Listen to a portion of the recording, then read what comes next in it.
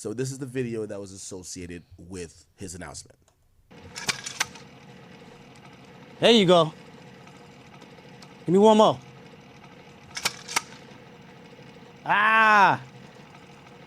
Come on. Two more. Just like that. You ready? Exactly. What the deal, everybody? My name Kendrick Lamar, and I'll be performing at Super Bowl 59. Will you be pulling up? I hope so.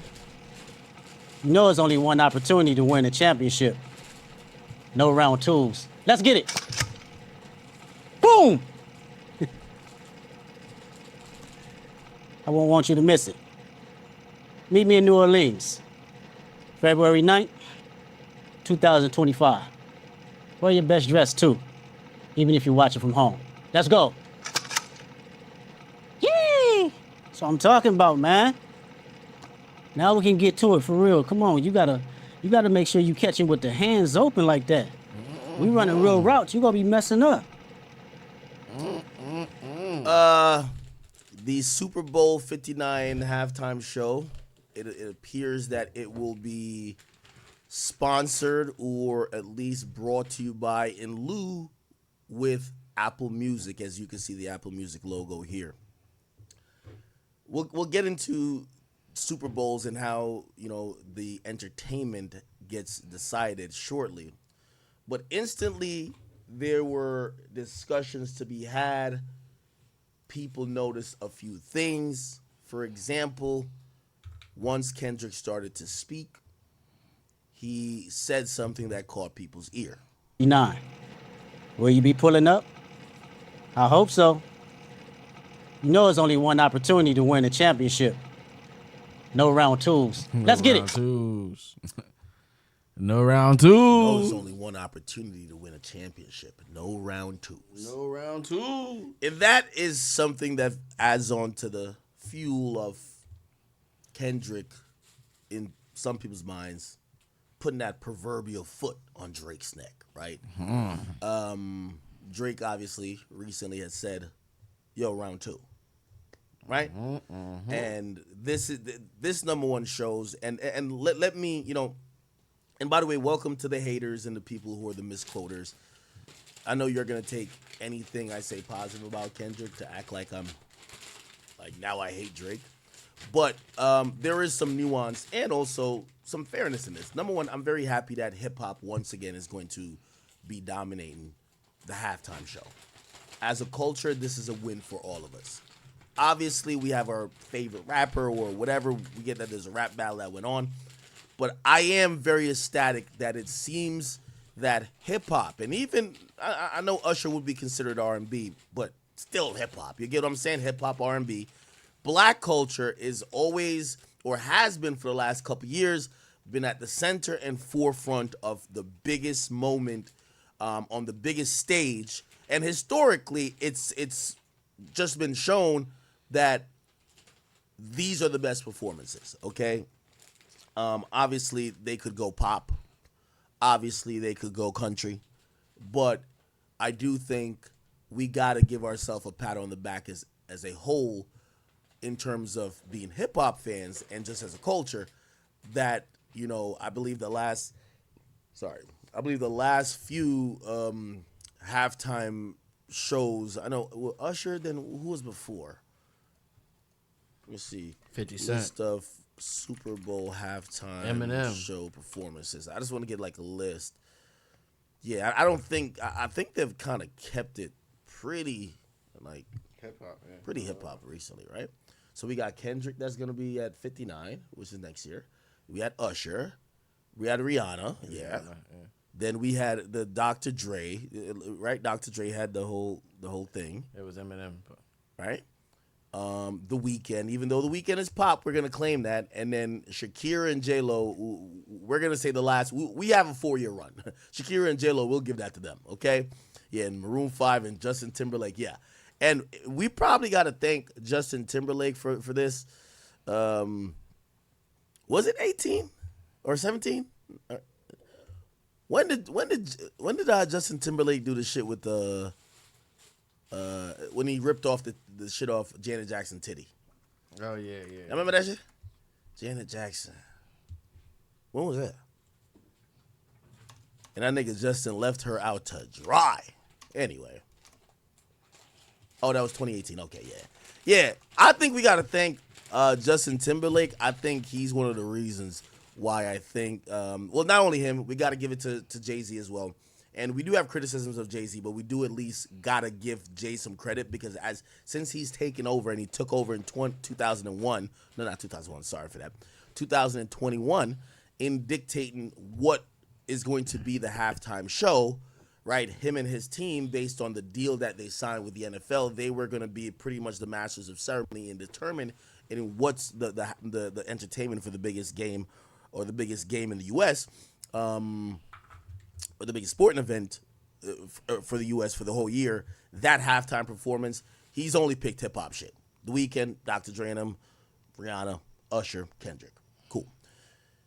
So I think it's only fitting that we start out by saying, as a culture, even though we might be divided on what rapper you like, or even if you think someone might have gotten snubbed, we do have to remember that they could have picked Post Malone, right? Or they could have picked Ed Sheeran, or they could have picked Taylor Swift, right? And by the way, I do think if Taylor Swift wanted to do it, I think they'll be like, fuck all this hip hop shit. But still, we gotta be happy as a culture, right? Puts hip hop on a grand stage, and I think there's always a trickle down effect because historically, the person who is the headliner brings out a lot of other people, and people fuck with them. For example, Usher brought out Alicia Keys, Jermaine Dupri, her, will.i.am, Lil Jon, Ludacris, right? We've seen, I think the best one I've seen recently was really 2022 when Dr. Dre, Snoop, Eminem, Mary J, and K-Dot, and 50 was there too. That was like a really heavy hitter one. Anyway.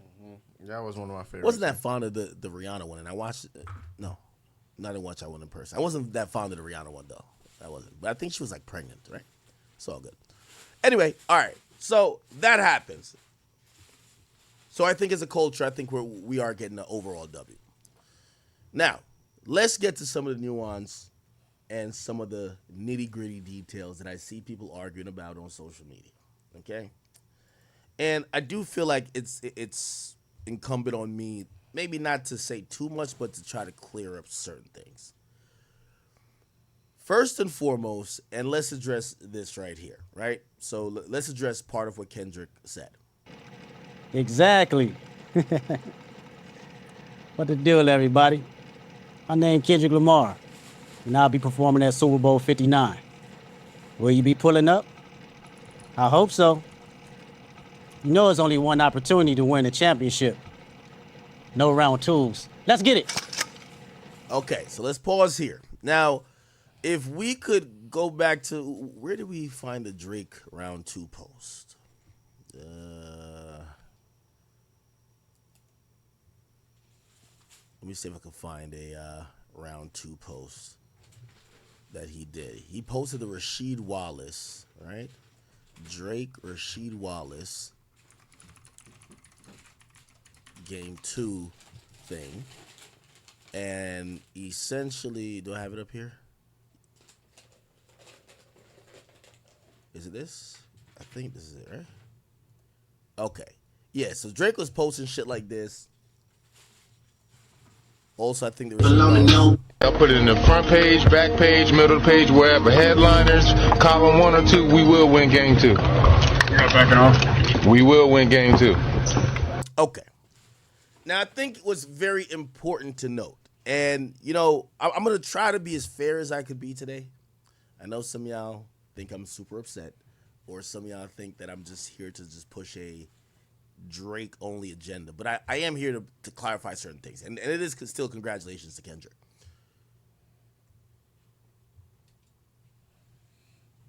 The obsession with Drake, and by the way, maybe I've misled some of the masses who probably whatever.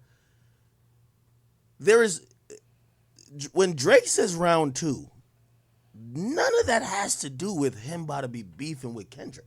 I don't know. I think that's been the thing where niggas like, oh, he wants to go again. Nigga, you That is said not the round thing. 2. Now, I'm not here to expound not round only my two. thoughts, but some of what I believe I know as facts about this round 2 thing.